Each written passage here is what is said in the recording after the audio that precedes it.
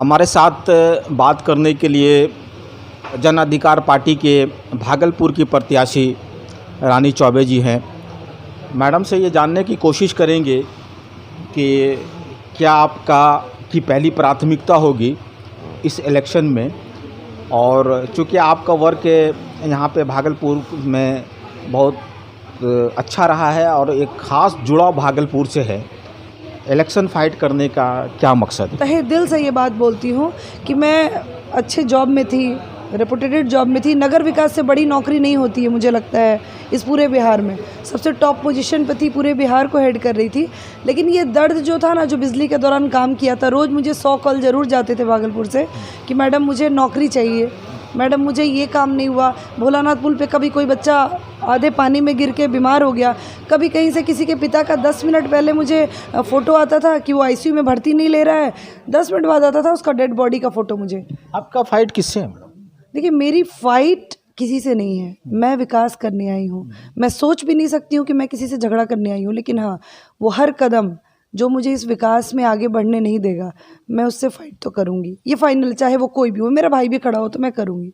आपको नहीं लगता है कि यहाँ पे भागलपुर में जो विधानसभा क्षेत्र में किसी भी पार्टी के लिए जीत बहुत आसान नहीं है? क्या कहेंगे इसमें? देखिए, मैं एक चीज़ बताती हूँ, लोगों को ये चीज़ सोचना चाहिए, भागलपुर के लोगों ने, कि जितनी भी पार्टियाँ आई, बहुत सारी पार्टियाँ रही हैं और सारे पार्टी के नेताओं ने एक छला है लोगों को। कुछ लोगों ने थोड़ा बहुत काम किया है जिनको करने भी नहीं दिया गया, बहुत सारे ऐसे भी नेता होंगे। मैं ये नहीं कह रही हूँ कि सारे नेता खराब ही हैं, लेकिन मैक्सिमम 99% नेताओं ने छल लिया है भागलपुर को। आज स्थिति ऐसी है कि आप रोड पे चल रहे हो तो गड्ढे में गिर रहे हो। मैं भी गिर चुकी हूँ, मेरी जान।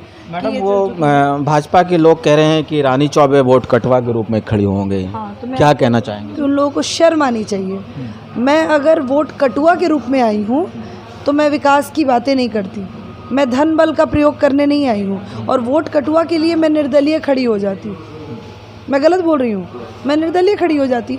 मैं किसी रिस्पेक्टेड पार्टी के सिंबल से आई हूँ, और इस चीज़ को समझना चाहिए कि जिस पार्टी के सिंबल से आई हूँ उस पार्टी ने पूरे कोरोना काल से लेके सारी जगह पे काम किया, और आज वो सबसे ज़्यादा चर्चित नेता हैं, सीएम कैंडिडेट भी हैं। तो अब लोगों को तो मैं समझा नहीं पाऊँगी। मेरी दिल की जो बात है, मैं हाथ जोड़ के ये निवेदन करती हूँ जनता, हर उस भागलपुर के लोगों से, कि सारे आपने चोरों को मौका दिया है जिन्होंने अपनी बिल्डिंगें पीटी है, आज इस बेटी को मौका दीजिए। आपके पूरे शहर को स्वर्ग नहीं बना के गई तो मैं 2 साल के कार्यकाल में चली जाऊंगी। और हमने जिस चीज़ पे विश्वास किया, लोगों ने बोला कि नहीं, ये युवा हैं, ये काम करेंगे, इनके पास पैसा है तो ये काम करेंगे। किसी ने काम नहीं किया। सबकी बिल्डिंगें और सबके दुकान और सबके सारी चीज़ें सजी, काम किसी ने नहीं किया। आप नॉमिनेशन कब करने जा रहे हैं? मैं कल कर रही हूँ नॉमिनेशन।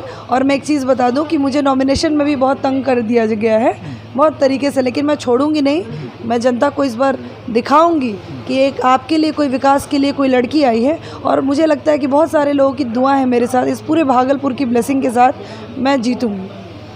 मैडम, आपकी पहली प्राथमिकता क्या होगी इलेक्शन जीतने के बाद? क्या? देखिए, मेरी पहली प्राथमिकता होगी, क्योंकि स्मार्ट सिटी के अंदर बहुत सारे कार्य हो जाते हैं। बेसिकली अगर आप स्मार्ट सिटी को स्टार्ट करवा दो तो बहुत सारे कार्य हो सकते हैं। यहाँ के नेताओं ने कभी उस तरीके से आवाज़ ही नहीं उठाई। आप चिट्ठी लिख के शांत नहीं हो सकते हैं, आप रोज़ लड़िए। विधानसभा में आपको अगर जाना है तो रोज़ लड़िए वहाँ जाके कि ये कार्य नहीं हुआ, इस कार्य क्यों नहीं हुआ। उसके लिए आपके लॉ एंड ऑर्डर्स हैं, बहुत सारे रूल्स एंड रेगुलेशन हैं, जिसको फॉलो करके आप भाग रही है। मैं नहीं मानती कि 5 साल 10 साल में स्मार्ट सिटी का कार्य नहीं हो पाया और आपने कुछ किया नहीं और सरकार इसके लिए बहुत दोषी है। सारी सरकार इसके लिए दोषी है।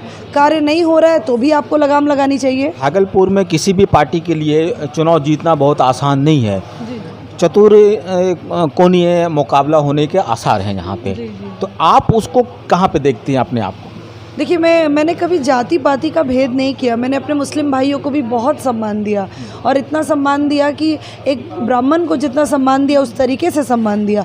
तो आप समझ सकते हैं कि मैं एक ब्राह्मण की बेटी हूँ, ठीक है। तो मुझे ये तो विश्वास है कि मेरे जो ब्राह्मण भाई होंगे तो मुझे प्यार से नवाजेंगे ही। लेकिन मैंने जिनके लिए जान दिया, अपने मुस्लिम भाइयों के लिए भी, तो वो तो मेरे साथ खड़े होंगे ही, ये मुझे विश्वास है। मेरे हिंदू हो, मुस्लिम हो, कोई भी हो, जैसे आप जात का फैक्टर लेके अगर कहते हैं, अगर आप थोड़ी देर के लिए भूल भी जाएं, क्योंकि मैं जाति पाति नहीं मानती, मैं मानती ही नहीं हूँ। मैं हर रिलीजन का सम्मान करती हूँ और कास्ट का सम्मान करती हूँ। तो अगर ऐसा कुछ होता है तो शायद दुर्भाग्य होगा इस भागलपुर का कि मेरे जैसी समाज सेवी और मेरे जैसी ऑफिसर यहाँ से चली जाएगी। आपका भागलपुर विधानसभा क्षेत्र के लोगों को क्या मैसेज है? मैं यही बोलूँगी विधानसभा के सारे क्षेत्र के लोगों को कि मैंने अभी तक, कुछ लोग ऐसे नेता होते हैं जो कार्य करने के लिए आपके सामने हाथ जोड़ते हैं। मैं आपसे आपके विकास के लिए हाथ जोड़ रही हूँ और मैं कार्य करके आई हूँ। मैंने 126 करोड़ की योजना दिलाई, जैन मंदिर का कार्य दिलाया, बहुत सारी ऐसी योजना है जो मैंने दिला दी इस भागलपुर को। आपके शहर को 6 से 22 घंटे रोशनी दी। उस चीज़ का इस बेटी को सम्मान कीजिएगा और हाथ जोड़कर निवेदन है कि मुझे वोट ज़रूर कीजिएगा। तो मैडम, हमारे चैनल से बात करने के लिए बहुत बहुत शुक्रिया। Thank you so much.